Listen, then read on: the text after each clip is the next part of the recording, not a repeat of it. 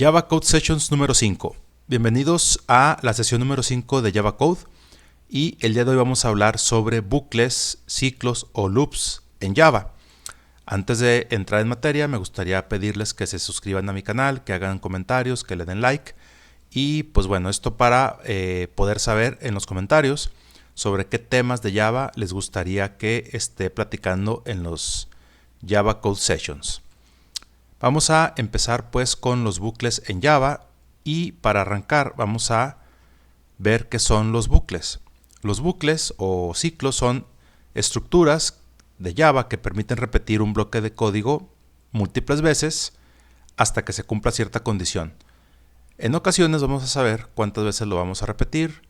Puede ser que inclusive nunca se repita un bucle o hay otros casos en los que siempre se repite por lo menos una vez y luego ya depende de la condición. Vamos a ver esos puntos clave que son los tipos de bucles, que son los que les decía hace un momento. Tenemos el ciclo for o el tipo for, en el cual el código se ejecuta un número determinado de veces que ya conocemos con anticipación. Después tenemos los while, en el cual se repite el código mientras que una condición sea verdadera. Pero aquí ojo, porque puede ser que inclusive la condición nunca se cumpla, entonces nunca entra a hacer ninguna repetición. Y también tenemos el do while, que a diferencia del while, el código se ejecuta por lo menos la primera vez y hasta el final se evalúa la condición. Entonces, vamos a ver ahora sí directamente lo que nos gusta, que es los ejemplos en código. Y yo aquí tengo un proyecto en NetBeans que tiene una serie de clases para ver los ejemplos. Voy a ver el ejemplo de bucles 1 y aquí tengo pues el tipo más sencillo, que es el de for. En este ejemplo pues lo que vamos a hacer es escribir una multiplicación del número 5, la tabla del 5, y vamos a escribir 5 por 1, 5, 5 por 2, 10, etcétera, hasta el límite que va a ser 10. Y pues bueno, voy a imprimir la tabla de multiplicar para el número que estamos dando. ¿Cómo se estructura un ciclo for? Empezamos con la palabra for y luego entre paréntesis tenemos tres partes. Primero tenemos la declaración de la variable de control, que en este caso va a ser i. Normalmente en los ciclos for se utiliza mucho la variable i para el control. Puede ser i, j o k, a veces esos tres cuando son ciclos anidados. Entonces tengo esta primera parte, luego tengo punto y coma y luego tenemos la condición. El ciclo se va a repetir hasta que i sea menor o igual a el límite, que el límite está acá arriba, que es 10. Y por último, la regla con la cual se va a estar incrementando mi variable de control. En este caso vamos a ir incrementando con este operador más, pues vamos a ir incrementando de 1 en 1. Y ya dentro del ciclo, cada vez que se repite el ciclo, vamos a imprimir en pantalla el número 5 vamos a usar el símbolo X para el por y vamos a concatenar i, que viene siendo la variable de control, que se va a incrementar una vez en cada ciclo. Entonces aquí se va a imprimir 5 por 1, 5 por 2 y luego tenemos el símbolo de igual y el resultado de la multiplicación, ¿no? El 5 por el número que tenga la variable i en ese momento. Entonces vamos a ejecutar este ejemplo de código. Clic del lado derecho, Run File. Y aquí en la parte de abajo vamos a ver el resultado que nos está poniendo, que pues es la tabla del 5, ¿no? Desde 5 por 1 hasta 5 por 10, 50. Entonces aquí podemos hacer varias cositas, como por ejemplo, vamos a hacer por ejemplo la tabla del 56, ¿no? Y vamos a hacerlo que lo haga hasta el 100. Entonces pues nos da la facilidad de que podemos hacer muchas operaciones que normalmente no haríamos de manera tan sencilla. Y pues aquí vamos a ver que se imprime toda la tabla de multiplicar del 56 hasta el 100. Interesante. Vamos a regresar al ejemplo del 5 hasta el número 10 para ver algunos casos importantes. Y es dos palabras clave que me van a ayudar a controlar de alguna manera el ciclo. Uno es la palabra continue y otro es la palabra break. Entonces yo aquí voy a poner la palabra continue. La palabra continue me va a permitir cortar ese ciclo o esa iteración y brincarme a la siguiente iteración. Entonces, por ejemplo, yo aquí le voy a decir si, voy a usar una condición. Si la variable de control i es igual a 3, por ejemplo, pues le voy a dar continue. Y podemos saber lo que pasa. Voy a ejecutar el código.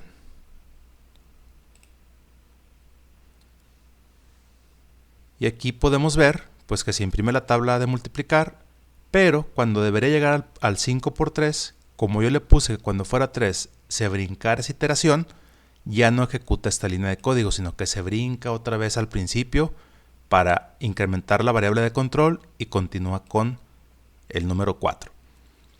También yo podría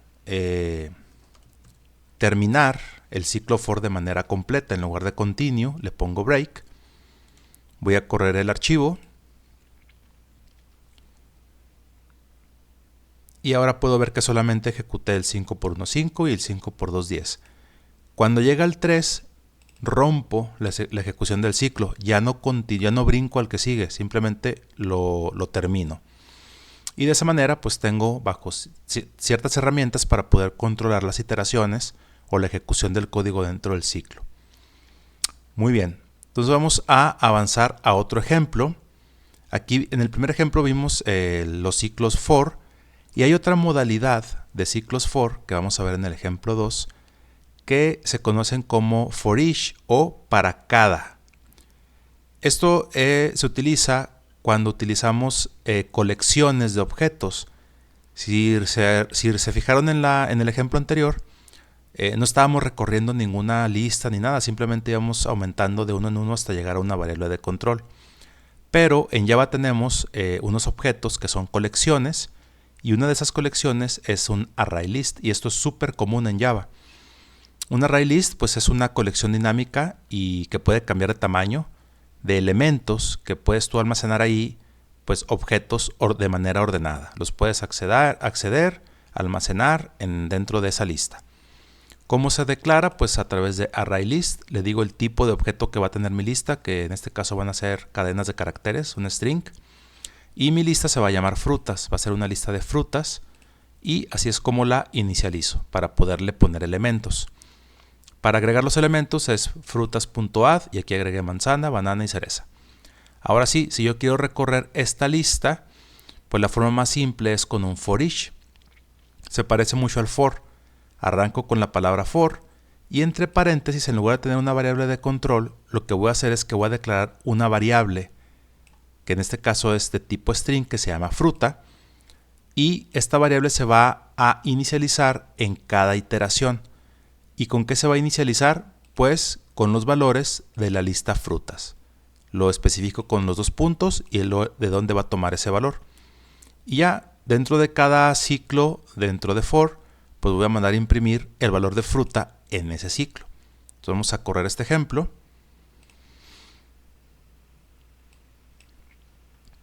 Y aquí tengo, ¿no? Pues las 3 frutas, manzana, banana y cereza. Entonces, los ciclos for each, pues normalmente los vamos a utilizar para recorrer elementos de una lista que queremos obtener para leerlos y de alguna manera utilizarlos dentro del código, pero no es recomendable o no se utiliza para manipular los elementos de la lista. Ahí tendremos que utilizar algunos otros mecanismos que vamos a ver en otro Java Code Sessions dedicado a las colecciones. Pero bueno, este es cómo se utiliza los ciclos for. Vamos a ver ahora otro tipo de bucle o de ciclo que son el while. El while, a diferencia del for, pues no sabemos cuántas veces se va a ejecutar. Puede ser que se ejecute la primera vez o puede ser que no se ejecute. Vamos a ver un ejemplo, que este ejemplo va a ser para calcular el factorial de un número. El factorial, si lo recuerdan, digamos es todos los números que anteceden ese número multiplicados entre sí. Si yo quiero calcular el factorial de 5, pues multiplico 1 por 2, por 3, por 4 y por 5. Y de esa manera puedo calcular el factorial. Aquí lo voy a hacer el cálculo del factorial utilizando un bucle while para hacer ese cálculo. Entonces, ¿cómo voy a hacer el ciclo? Voy a arrancar con la palabra while y entre paréntesis voy a tener la condición que se va a cumplir para poder ejecutar el ciclo, cada iteración. En este caso, pues yo voy recorriendo cada número para irlos multiplicando entre sí. Tengo mi variable de control, que ya la declaré previamente, y dentro solamente le voy a poner la condición, mientras que i sea menor o igual al número para el cual quiero calcular el factorial, pues voy a ejecutar el código que está dentro. Y adentro hago el cálculo de la variable factorial, que la inicializo con un 1, y después simplemente la voy multiplicando por sí misma, por la variable i. Entonces factorial va a ser igual a i por factorial, y después de eso incremento i, que es la variable de control. La siguiente vuelta iba a valer 2, entonces voy a multiplicar lo que tenga en ese momento el factorial por 2, y así en cada ciclo. Es muy importante, hay que tener mucho cuidado con los ciclos while, porque si no tenemos un correcto manejo de la variable de control, podemos generar un ciclo infinito. Y de hecho, pues bueno, en mi experiencia hemos tenido varios casos en algunas ocasiones donde ha habido problemas en servidores porque se queda algún ciclo infinito ejecutándose indefinidamente, lo cual va generando que se llene la memoria, que se utilice el procesador, hasta que llega un punto en el que el servidor pues simplemente deja de responder. Ya nos ha pasado tanto en servidores de pruebas como en servidores de producción, entonces es muy importante tener bien este manejo. Ahorita les voy a decir algunos tips, por ejemplo, para poder validar esto. Entonces vamos a ejecutar el cálculo del factorial. Y le voy a dar run a nuestro ejemplo.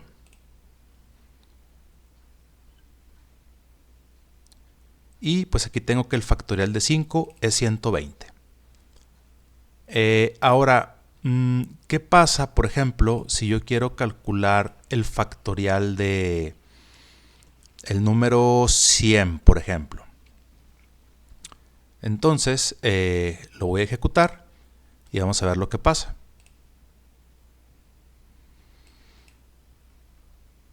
Y me regresó un 0. ¿Por qué pasa esto? Porque el resultado del factorial es un número mucho mayor al rango que tiene el tipo int. Por ahí en el Java Code Sessions número 2, si mal no recuerdo, hablamos sobre los tipos de datos primitivos y cuáles son sus rangos de valores. Entonces en este caso el resultado pues lo sobrepasa. Aquí lo más recomendable, en lugar de utilizar el tipo int para el factorial, es que podemos utilizar un tipo de objeto que se llama BigInteger, que nos permite almacenar números tan grandes como querramos, no tiene prácticamente límite. Entonces en lugar de usar int, voy a utilizar BigInteger. Y se va a llamar factorial. Aquí me lo marca en rojo porque debo de agregar el import. Está mal escrito, es BigInteger. Y vamos a agregar el import. Aquí me pone el foquito y le doy add import. La clase BigInteger es parte de las clases de Java dentro del paquete Java Math. Lo agregamos y no lo puedo inicializar así como tal, como un 1, sino que voy a utilizar una constante enumerada dentro de BigInteger que es 1. Entonces ya lo inicializo en 1. Y para poderlo multiplicar, no lo puedo multiplicar así. Lo que tengo que hacer es decir que factorial va a ser igual a factorial, que ahora es de tipo BigInteger, punto, y aquí tengo las diferentes operaciones. Una multiplicación por el número i, la variable de control, pero yo no lo puedo poner directo porque i es int y factorial es BigInteger, tienen que ser del mismo tipo. Pero BigInteger, la clase BigInteger me da un método que se llama valueOf y aquí voy a poner la variable i.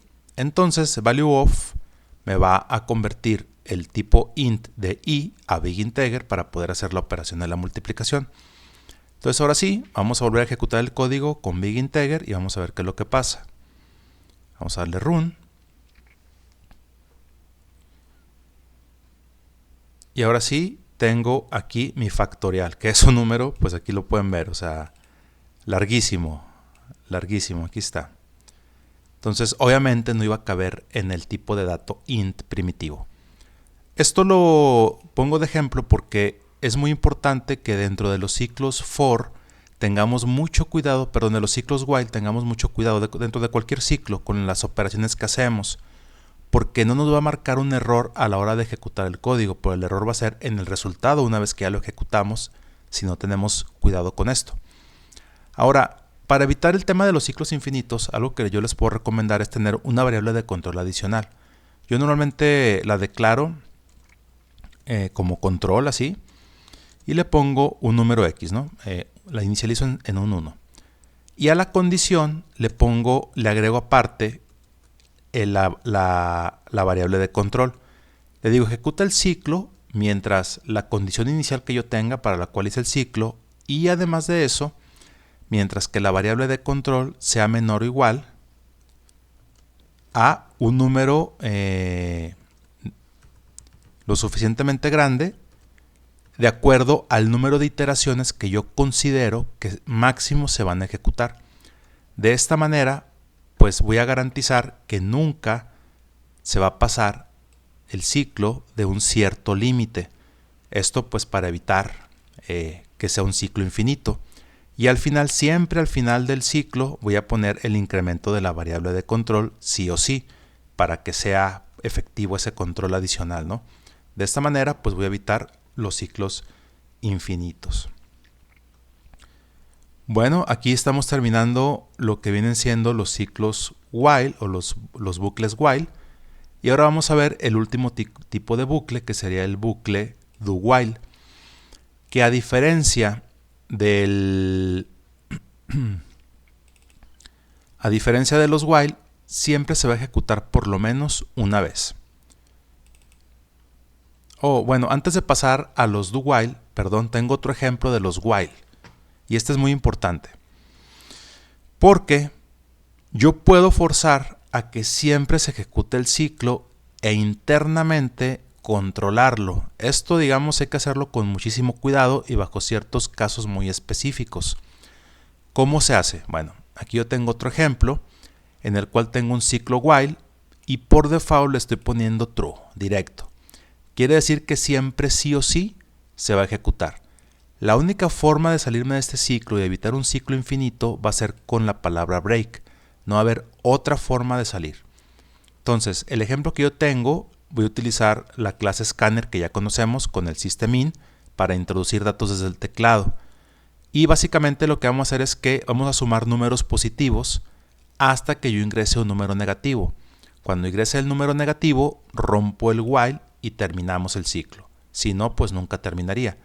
Esto está bien porque está esperando datos del usuario que son los que van a decidir si el ciclo continúa o no continúa. Entonces, bueno, esto se tiene que manejar con mucho cuidado. Voy a ejecutar el código con este ejemplo 2 para que vean cómo funciona.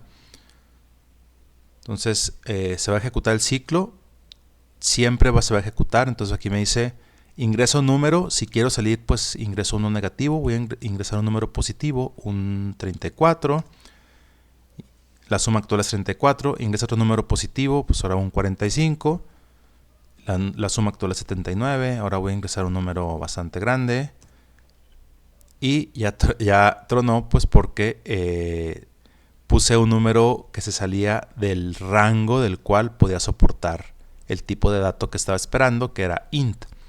Vamos a volverlo a correr para ahora sí terminarlo con la palabra break metiendo un número negativo. Por eso les mencionaba que hay que manejarlo con bastante cuidado. Entonces vamos a poner un número 2. Ahora voy a sumarle 5. Ahora voy a sumarle 78. Ahora voy a sumarle 321. Y ya tengo mi suma actual. Eran los números que yo quería sumar. Ya tengo 406. Y ahora sí voy a meter un número negativo. Y con eso termina el ciclo y esta fue mi suma final. Entonces, esta es una forma de tener un ciclo que siempre se ejecuta y que únicamente lo terminamos con la palabra break. Y vamos a ver el tercer ejemplo, que ahora sí son los ciclos do while. A diferencia de los while, los ciclos do while siempre la primera vez se va a ejecutar, no evalúa la condición sino hasta el final. Entonces yo aquí tengo un ejemplo para este caso en el cual tenemos un ciclo do while que me pregunta un número para adivinarlo. Aquí tengo varias cosas nuevas que no habíamos visto hasta ahorita. Tengo el escáner para el número que yo voy a introducir para intentar adivinar el número que genera el juego. Es un pequeño juego. Y ese número lo vamos a generar de manera aleatoria, el que yo voy a adivinar, usando la clase random. La clase random es una clase del paquete útil de base de Java que me permite generar números aleatorios. Entonces yo voy a generar un número aleatorio que es el que yo voy a adivinar, que va a ser random next int, y le voy a decir que va a ser entre un número del 1 al 5. Entonces digo que 5 más 1, porque me agarra del 0 al 4, ¿no? Entonces en este caso va a ser aparte el 1 más para que sea del 1 al 5. Y aquí, bueno, es un número aleatorio entre el 1 y el 5. Y yo voy a ejecutar acá el código, es entre 1 y 5.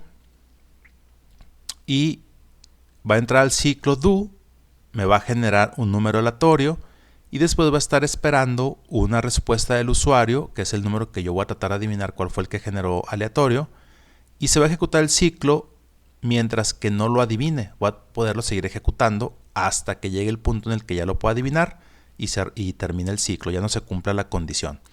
Entonces lo voy a ejecutar, este código, para que vean cómo funciona.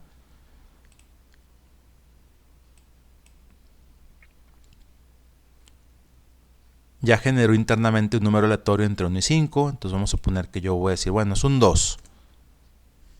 No, me sigue preguntando. Es un 1, me sigue preguntando. Un 3, me sigue preguntando. Un 4, correcto, el número era 4, lo adiviné. Como ya adiviné el número, ya no se cumplió la condición, ya es diferente y se sale del ciclo.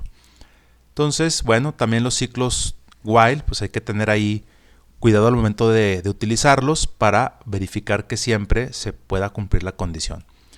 Algunas recomendaciones al momento de utilizar ciclos, sobre todo los while y los do while, es tratar de mantener los ciclos lo más sencillo posible. Es decir, el código que se va a ejecutar de manera repetida, que sea simple, que sea conciso, que sea lo más corto posible. Siempre estar en la medida de lo posible, tener una variable de control para poder escapar del ciclo y evitar los ciclos infinitos. Y pues bueno, prácticamente aquí estamos terminando esta sesión de Java Code Sessions. Espero que sea de utilidad en su camino de aprender Java y los invito a que se suscriban a mi canal para apoyarme y poder seguir generando más videos tutoriales de Java Code. Y también les invito a que en los comentarios me escriban sobre qué temas les gustaría de Java que yo pudiera explicarles y exponerles y platicar de la experiencia que he tenido en esos temas. Muchas gracias, que estén muy bien, hasta luego.